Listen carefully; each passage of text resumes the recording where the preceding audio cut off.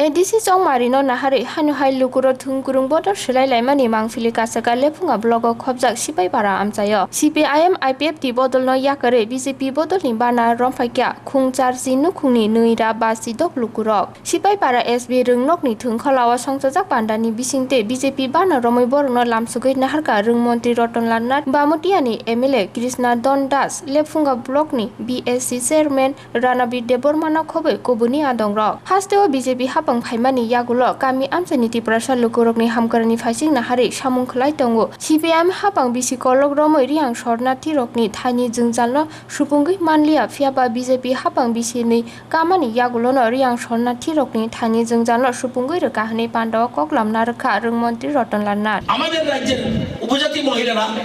এতে যাতে অর্থনৈতিকভাবে লাভ হয় আজকে বিভিন্ন কর্মসূচি আমরা উপজাতির উন্নয়নের জন্য আমরা ৮৮০২ কোটি ৫৯টা প্রকল্পের জন্য আমরা কেন্দ্রের কাছে এই প্রথম কোন সরকার প্যাকেজ দিয়েছে কার জন্য ট্রাইবাল এলাকার এডিসি এলাকার উন্নয়নের জন্য আমরা বলছি এই যে আজকে ভোট এই যে সামনে ভোট আসছে এডিসির ভোট কটা আসন ২৮টা আসন আমরা বলছি না ২৮টা কি বামুটিয়ার একটা অংশ সিন্নার একটা অংশ মোহনপুরের একটা অংশ মালদার অংশ মিলে একটা আসন আমরা বলছি না ৫০টা আসন করো যাতে জনপ্রতিনিধিরা সাধারণ মানুষের সাথে যুক্ত হতে পারে আজকে আমরা সেই ব্যবস্থা করেছি আমরা এই জন্য আমরা বলছি ২৮ থেকে ৫০টা আসন করো যাতে মানুষের সুবিধা হয় আপনারা জানেন যে আমরা ২৩ বছর ধরে রিয়াং সমস্যা কেউ করতে পারেনি আমরা কিন্তু মাত্র ২ বছরের মধ্যে রিয়াং সমস্যার সমাধান করেছি ৩৪,০০০-এর বেশি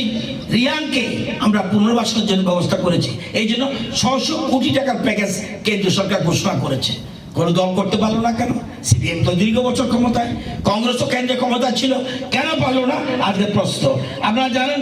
১৮টা একলব্য স্কুল সিপিএম ২৫ বছরের মাত্র ৪টা একলব্য স্কুল করেছে আর আমরা মঞ্জুর করে দিয়েছি ১৮টা একলব্য স্কুল কারা পড়বে ট্রাইবেলরা উপজাতি এলাকা কারণ একলব্যতে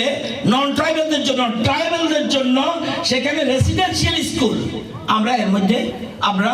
১৮টা একলব্য স্কুল আর 10টা অলরেডি কাজ চলছে আরো 8টা আছে এই যে বিভিন্ন ক্ষেত্রে আপনারা জানেন যে আজকে এই রাজ্যে তো বহু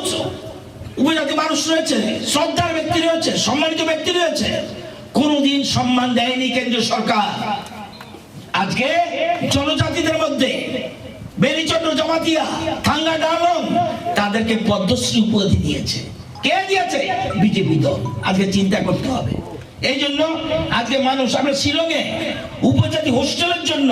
আমরা ১০০টা আসন বিশিষ্ট হোস্টেলের ব্যবস্থা করেছি ছেলেদের জন্য ট্রাইবাল ছেলেদের থাকতে পারে আগে খুমলুঙে একটা মেডিকেল কলেজের প্রস্তাব আমরা দিল্লিতে পাঠিয়েছি ট্রাইবাল এলাকার উন্নয়নের জন্য বিশ্ব ব্যাংকের সহায়তা যারা উপজাতি ভূমিহীন এবং যারা জুমিয়া তাদের জন্য পুনর্বাসনের জন্য আমরা বিশ্ব ব্যাংকের কাছে ৩২৯ কোটির একটা প্রকল্প পাঠিয়েছি ট্রাইবাল এলাকার যতক্ষণ আজকে আপনারা কি অবস্থা রয়েছেন আমরা ক্ষমতা আসার আগে আপনারা দ্বিতীয় শ্রেণীর নাগরিক হয়ে রয়েছেন আজকে